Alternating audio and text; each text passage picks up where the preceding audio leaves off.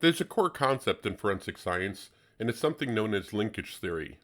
And with linkage theory, there's evidence that we recover, and we try and make an association with either a victim, a suspect, a location, or various locations, or any permutation of these three variables. And really, the gold standard or the holy grail of linkage theory is when we can make an association that is unique, that it can only happen in one particular way. And to a degree, a lot of forensic practice recently has been this quest for uniqueness. We've looked for uniqueness biometrically. We've looked for uniqueness in the other physical evidence that we look at on a daily basis. But, maybe in my old age I'm getting a little too zen, but I think there's one place we haven't looked for uniqueness, and that's within ourselves. So if we look at forensic practice from beginning to end, from the process of going to a scene, recognizing and collecting evidence, packaging it, bringing it to a laboratory, having the analysis done, writing reports, testifying in court, and storing that evidence, it's kind of like the Wild West. There's no overarching or universal rules that apply to this process, which is kind of crazy because even Fight Club has rules. Now, you might disagree with that assertion, but as we sit here on February 21st, 2025, there's no educational requirements that apply to everyone in this process. There's no agency requirements for everyone involved in this process to have standard operating procedures, validated techniques, training programs, or proficiency testing programs, or any type of quality system to ensure correct and consistent results, which is a little crazy because the work that forensic providers do is important, and human life or the quality of life is at stake with the work that we do. When a laboratory shuts down because of shoddy work, it doesn't just affect that jurisdiction. In this particular case in New York, it was the Nassau County lab, and it didn't just affect Nassau County, it had ripples through the entire state. When 20,000 cases in Massachusetts are dropped due to the malfeasance of one particular analyst, it has repercussions throughout the system. And we're seeing now in Colorado, as they struggle to look at 10,000 old cases, it's causing a logjam of new cases that are coming in.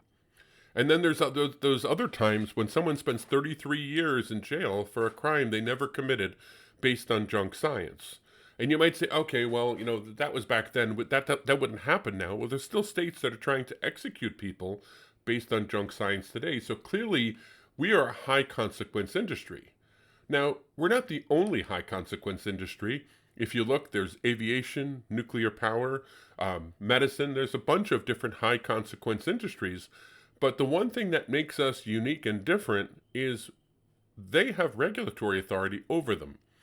Aviation has the Federal Aviation Administration, nuclear has the Nuclear Regulatory Commission, and then even medicine has indirectly through the power of the purse the Center of Medicare and Medicaid Services, which can actually regulate through funding. When we look at forensic science, all we have is voluntary compliance with standards that we might have that are in the field. And this is a situation that is not going to get better in the foreseeable future, and part of that has to do with the recent Supreme Court decision on Loper Bright Enterprises that really reevaluated the Chevron deference decision. And essentially what it did is it created a regulatory vacuum, and that vacuum's not going to be filled anytime soon. So what we've done up to now, and what's probably going to continue filling that void, is accreditation. Now you might look and say, well, okay, certain states have some commissions or oversight bodies that are over their forensic services in the state, but I'll tell you that most of those are fairly limited in their scope. They don't cover all forensic practitioners, and in addition to that, they rely extensively, if not exclusively, on accreditation as their backbone. So I think 40 years in, it's a good time to start reevaluating the current state of forensic accreditation within the United States. And just going in more detail about the disclaimer, I've got no financialist in any of the material that's discussed in this presentation, and the views and opinions, as I said before, are solely mine. But the one caveat I'm going to add here is I hope in the next 25 minutes you will actually start to share them. Now, whenever an agency becomes accredited for the first time, we see a press release talking about how they're among the best and they're doing quality work, because accreditation in theory equals quality and accreditation equals reliability, but neither of those things is necessarily true. What accreditation means is that you have these concepts we talked about before with SOPs, validated techniques, training programs, proficiency test programs, and quality systems, which are the essential first steps to obtaining quality or reliability. But it is possible to be an accredited lab that's not doing quality work and not doing it reliable. So we need to make sure we understand the entire picture. And it's important for us to understand this because it's our job to maintain the integrity of the work that we do. You know, if you look back in history, we're now at the 77th annual meeting of the American Academy of Forensic Sciences, but the initial standards for forensic accreditation were developed within our field. And if we go back to the 25th annual meeting that was in Las Vegas in 1973 at the plenary session, Dwayne Dillon, who's pictured here with John Thornton, and thanks for the picture, John, tracking it down, he said something interesting. He said the greatest impediment to the widespread adoption of criminalistics in the United States judicial system was the existence of the FBI laboratory. Well, ouch. But it was more interesting because Briggs White, the then director of the FBI lab, was sitting in the audience.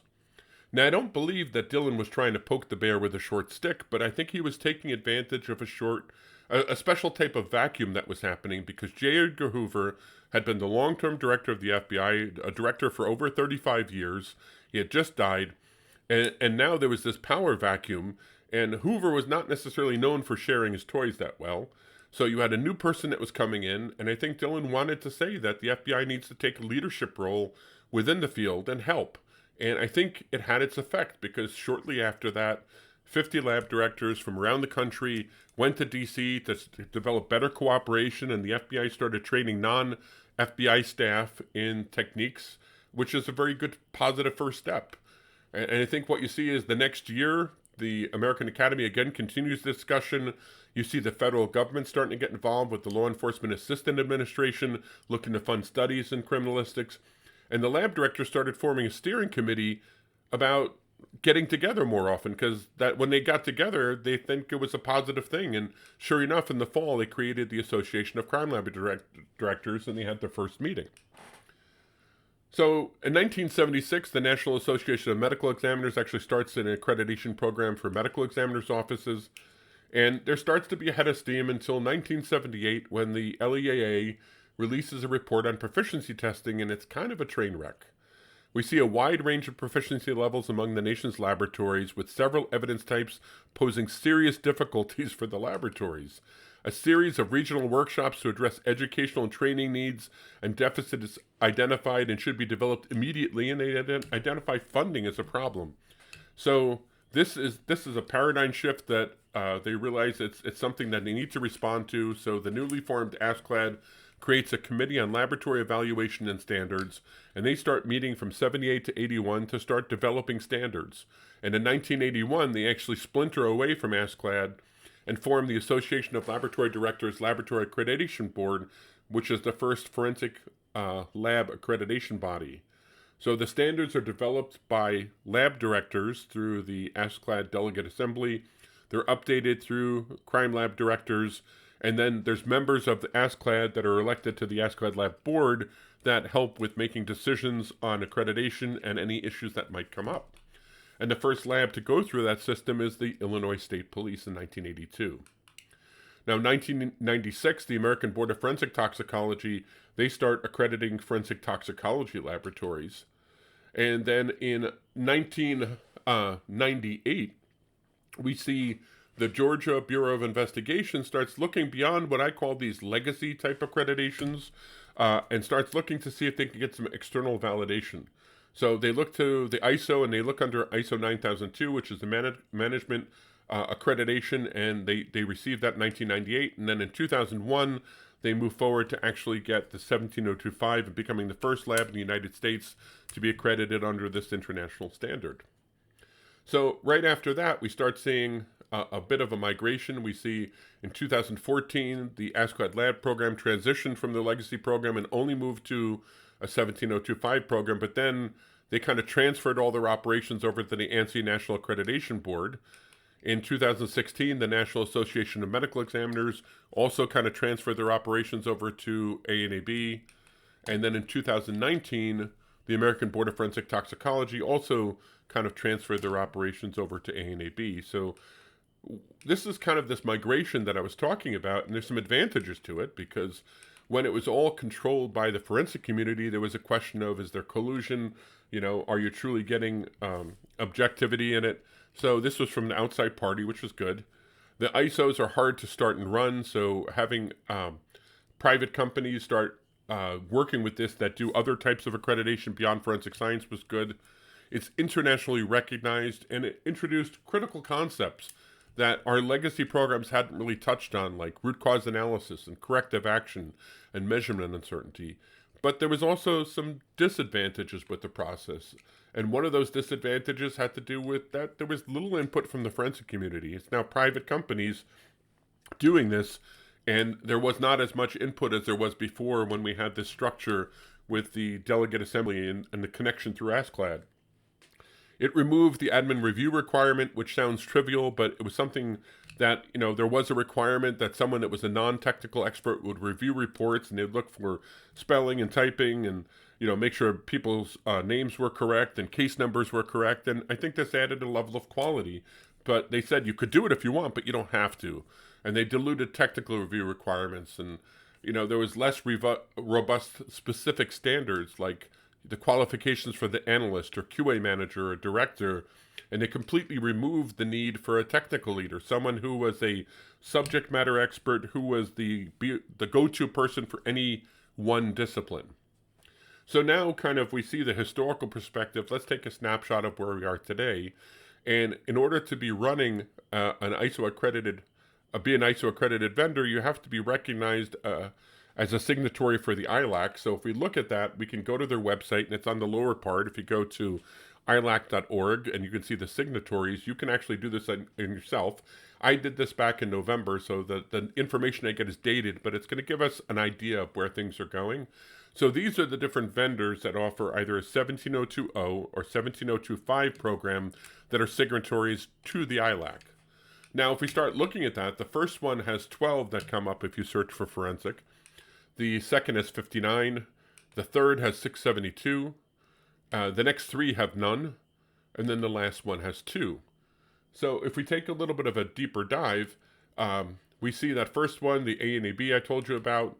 So they incorporated the ASCLD Lab program and the NAME program and the ABFT program, and they became the sole source vendor for states of New York and Texas, which have a mandatory accreditation requirement. So they're the one that has the 672. And then you have A2LA, which accredits 59. Now, there's some other ones as well, but if you really look at them, they're kind of environmental labs or they're private labs. So for our perspectives now, if we want to look at big government labs, I think these are the two that are really the market that exists out there for private accreditation vendors within the United States. And if you look at that, you also see that, 92% of that market is within one company and 8% is within another. So you kind of have a big dog that's doing the majority of the work and eating a majority of the business, so to speak. And you've got a little dog that's kind of scrapping around, picking up the crumbs of the big dog as they move on. So that kind of puts us in an interesting situation. Because if we look at ourselves again, we are now the only industry that I can think of in the entire United States where you have private accreditation vendors serving as de facto regulators of high consequence government operations. So that becomes concerning for a lot of reasons. First off, we talked about no input from the profession. Before we had that ASCLD Lab board of directors and delegate assembly, we don't have that now. There's no government oversight. These are private companies that are complying with international standards, but they're private companies, and companies are businesses, but there's no oversight of their operations. There's no transparency of their operations. So if you want to look at high-profile things that have happened recently, like the shuttering of the Washington, D.C. lab, we don't truly know why they shuttered the lab. We don't truly know why they're opening the lab, because all the information on the decision-making process is not publicly available. It's not transparent. There's a lot of stuff that's kind of hidden behind the scenes, and it kind of comes down to, within these individual companies, one or two people making decisions that are not publicly known or available. Similarly, when we look at the situation that happened in Detroit a number of years back, when that laboratory had evidence that was tested by the state police instead of Detroit, and they found problems with it, and then a further investigation showed problems with evidence in the entire laboratory, and then the laboratory was being shut down, Why didn't the private company be in front of that? Why weren't they leading the charge to try and increase quality in that lab? We don't know, because we don't have that level of oversight or transparency of these private companies that do that. Also, when we look at situations that are happening, like right now in Rhode Island, where firearms is offline, is that because the state maybe did away with technical leaders because there's no longer a requirement, and now you don't have a discipline-specific expert with that level of knowledge? I don't know. But I do know that the process is made even more complicated by the fact of this consolidation into one particular vendor, because while it's not 100%, it's pretty close to a monopoly. So that puts us in a two-tiered problem. So the first tier is that forensic practitioners literally and figuratively lack agency.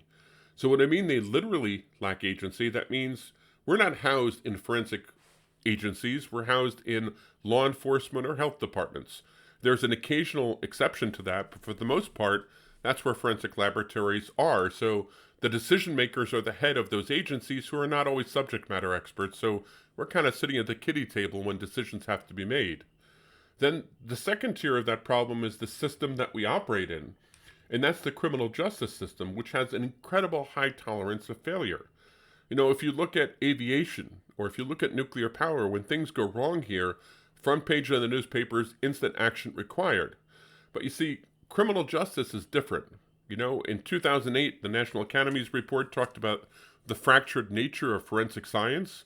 But, the criminal justice system is really to blame for that as well. You have it occurring on the federal level, the state level, the county level, and the local level. And it's very easy for issues that appear on any one of those levels to kind of get swept under the carpet. So what I find is that it's an interesting analogy is legendary coach of the Alabama Crimson Tides, Nick Saban. He said, when you come and you beat Alabama, you should storm the field. You should take down the goalposts. You should have a parade. But you see, when Alabama beats you, that's Saturday. Roll Tide. So I think when you look at the criminal justice system, and when you see when the criminal justice system has a failure, it's really any day of the week. And there's tons of examples to really show that. So what do we do about it? We can't fix the entire criminal justice system, but the forensic community needs to be more involved in accreditation, because again, we're responsible for the quality of the work that we do. And since we're responsible for that work, we have to look at quality assurance and say, you know what, that's not something we can always be outsourcing. We need to have a more engaged role in it. But in this regulatory vacuum, that means we need to come up with creative solutions to try and make this process work. So what do I mean by creative solutions? Well, I think if you look at some aspects of accreditation right now, there's ways that we can put some guardrails on them that would increase quality in forensic science across the board. In forensic practice, not even just forensic science, all aspects of forensic practice. And I think we can look to other industries to try and get some inspiration. So the first example I'm going to give has to do with the automotive industry. So if we look, cars in this country are manufactured to a much higher standard, emission standard, than is required by the federal government. Excuse me. And this is not done because the car makers are doing it of their own accord. It costs money. It's something that they're not really in favor of. For a manufacturer, it's easier to put the stuff out with a lesser standard. But if they want to sell cars in the state of California, California has raised their standard of emissions. So in order for there to be interoperability with cars between the rest of the country and California, which is a very large and lucrative market, they have to make cars to the higher standard which California adopted. Now, this has been fought in the courts, and the courts have defended it. And I think this is a model that we can kind of look at and say, is there something we can do with it? Because I think there is some applicability, and part of it has to do with these forensic boards or commissions that I talked about earlier. So recently there was the National Association of Forensic Boards that was created, and it represents 18 different states or jurisdictions where there's some type of commission or oversight board within forensic science.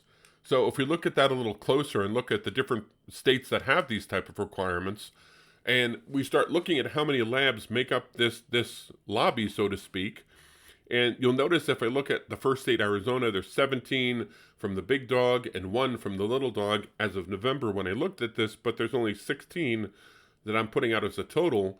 There's some federal labs that are part of that number as well, and those state commissions or oversight boards would have no jurisdiction over the federal labs. So if we just look at that conservative number, we see that 42% of the labs in this country are part of states that have some type of regulatory authority over them. So I think that's something that we can kind of look at and use as a leverage point, just like California did with raising the standards on emission. I think we can use this, if we can get organized, as a way to increase quality across forensic science. So when you look at it, we take things from the international standard like root cause and corrective action or uncertainty, and we say, yep, we definitely want some of that.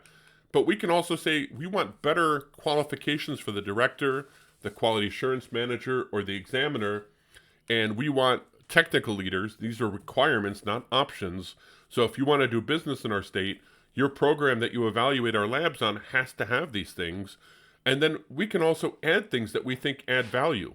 If you want to look at something like report standardization, saying that the laboratory reports have to have similarities between them, that's a good thing, right? The National Academy recommended it in 2008. And to my knowledge, the only state that has done anything with this is New York in 2014 when I set this up. And I set this up using a creative solution just like I'm kind of describing to you here. And it's not a perfect solution, but to my knowledge, it's the only state that has a system where there's standardized reporting, there is set definitions that are consistent, and when you look at it, there's times when qualifiers have to be inserted to make sure that evidence is represented appropriately.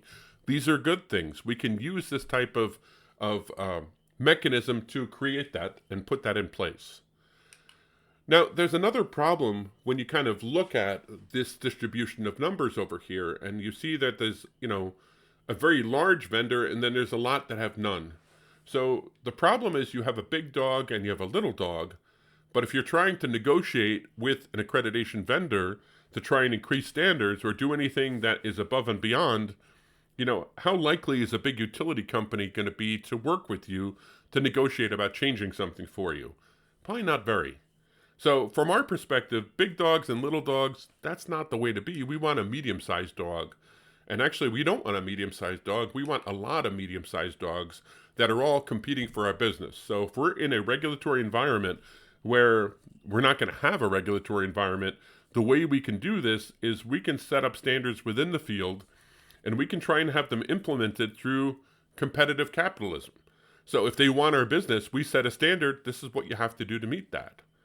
And there's another reason, not just for increasing quality, but if you take a look at it, we're kind of putting all our eggs in one basket. And I can show you example of where that's a bad thing. Just recently, the hurricane that hit North Carolina hit one factory, and next thing you know, elective surgery around the countries are being canceled because all the IV fluids for the country are made at that one factory. If you look up in Canada, this just recently happened last month. Essentially, a Amazon factory that was just constructed, the workers unionized, so Amazon said, you know what? We're pulling out of this whole area of Canada. What? You can do that? Yep. You're a private business. And I'm not saying that in this particular case, the forensic accreditation providers will do that, but it's a business, and they are not mandated to provide that business. They have no obligation to provide it. They're doing it because it's a business and it's lucrative for them. So if it turns out to be not lucrative for them, they might just pull out. And in that case, we're now sitting in a situation where we don't have any redundancy, and it's a real problem for us. So I think we need to look at these other providers that already have ISO 17020 or 17025 programs and have a zero by them and say, is there something we can do with that? And I'm going to just highlight one here for time, but if you take a look at, the National Voluntary Laboratory Accreditation Program, it's actually offered through the government, through NIST, the National Institute of Standards and Technology. It's a 17025 program, but it wouldn't be hard if we encourage it for them to look at the ILAC documents, pick a guidance document like the G19 document, and actually set up a forensic program on top. They don't currently have a forensic program, but it wouldn't take very long for them to build one. And we can do this with the others to build redundancy that will also allow some diversity of choice and create competitive markets that can increase quality within forensic science. So I've got to stress this again. It's our job to maintain the integrity of the work that we do. We can't do this without remaining engaged in the accreditation process. We can't just let things go on their own. This is the American Academy of Forensic Sciences. I know some of you might say, well, that sounds like a problem for the lab directors and ASCLD, but, just looking at it, we're better placed for a lot of reasons, but one of them is just potential conflict of interest, because the majority of labs that are part of ASCLD are accredited by a single vendor. And it's going to be hard for them to have meaningful discussions without, the appearance of undue influence. So I think just like it did in 1973, it's not bad for the American Academy to start talking about these types of things and seeing the potential long-term implications of accreditation and how we can make it better. So I appreciate you taking time to listen to this. This is my contact information.